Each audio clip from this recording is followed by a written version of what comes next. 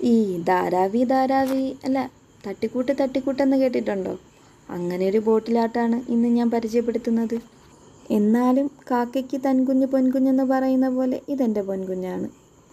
ആദ്യം ട്രാൻസ്പെറൻ്റ് ആയിട്ടുള്ള ബോട്ടിലെടുക്കുക. അതിൽ 3D ഔട്ട്ലൈനർ കൊണ്ട് കുറേ ഹാർട്ട് വരച്ച് കൊടുക്കുക.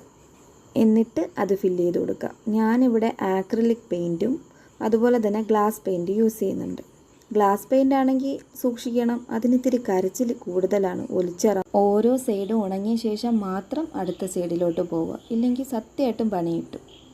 ഇതെല്ലാം കഴിഞ്ഞിട്ട് കഥയിലെ നായകനായ ഫെയറി ലൈറ്റിനെ കൊണ്ടുവന്ന് കുപ്പിയിലിടുക. സംഭവം കഴിഞ്ഞു. കണ്ടില്ലേ എൻ വേലക്കാരി മോഹവല്ലിയായി മാറിയത്? അങ്ങനെ ഇന്നത്തെ എൻ്റെ ധാരാവി കഥ കഴിഞ്ഞു.